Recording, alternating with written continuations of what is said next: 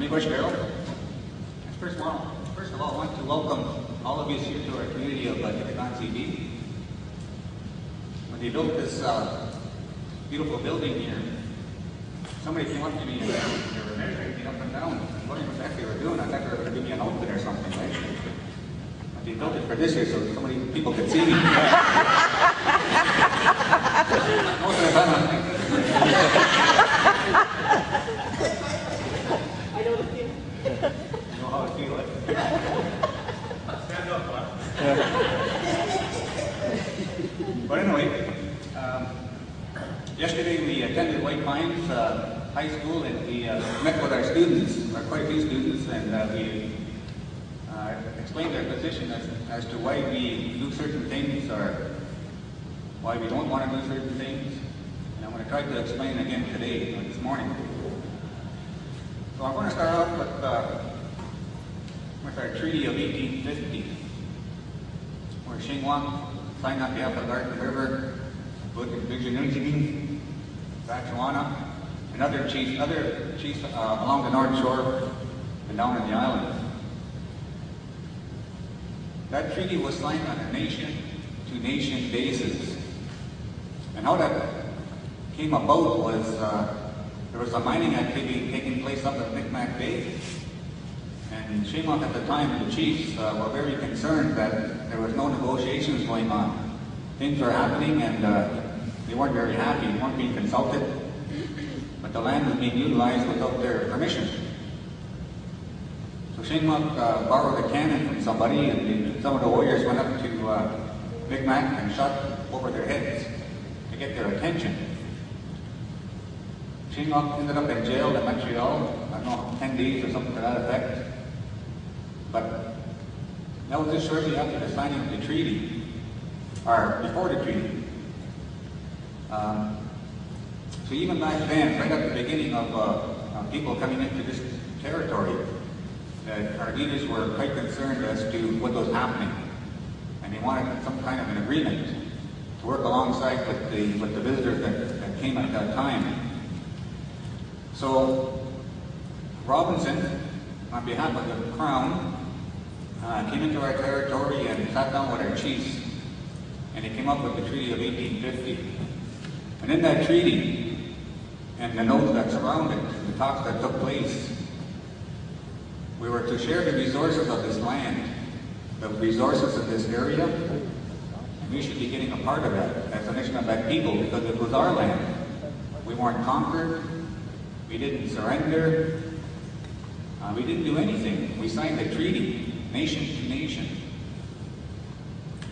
Shortly after that treaty was signed, our chiefs again were quite concerned that it wasn't being honored the way it should be. I'm not going to get into all the different dates, but over the last 100 years, a lot of things were forced upon us. The Indian Act, which is very detrimental to this day to us, residential schools, all kinds of things happened. They tried to eliminate us. We weren't allowed to vote until 1964. Anishinaabe weren't allowed to vote. Women weren't allowed to vote. We could not leave this reserve without the permission of an Indian agent. We weren't allowed to buy liquor or beer. If we wanted to go fight in the army, we had to declare that we were not Indian. If somebody wanted to go to a bar in town, we had to declare that we were no longer Indian.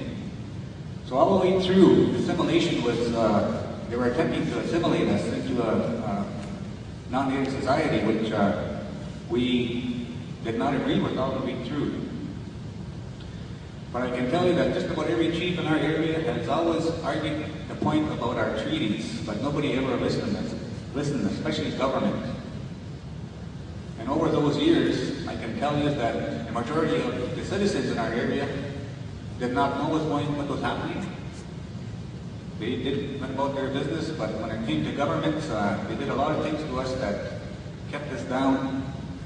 And from doing that to us, the Canadian society decides that, oh geez, we're getting handouts. People are giving us money and handouts. I hate that word. When somebody says they're getting handouts from the government, that's so wrong. But when people keep telling their children after generation that we're not as good as anybody else, or the Indians are getting handouts, welfare and all these kinds of things, the young ones are going to pick that up. And as we, even today, they think the same way, that all we're asking for is handouts, which is wrong. In the last 20 to 30 years, education has become very important for our people. And now we have a lot of people who have master's degrees, accounting, lawyer degrees, all kinds of degrees. And from that, we brushed off the treaty. We brushed off the history to find out exactly what happened. And our leaders today are realizing that treaty is alive and well today. I get $4 a year from the Treaty of 1850. Government comes to Garden River, they pay the RCMP, and people sit there and give us 2 toonies each now. 2 toonies, we get $4, and that's what we get paid for the use of this land today. It boggles my mind. But anyway, if that treaty is still being honored by the Crown, we must still be a nation, the Ojibwe nation. And all we're asking is for government is to treat us in that same way, with respect. When something happens, consult with us, work with us. Many of you know that that doesn't happen.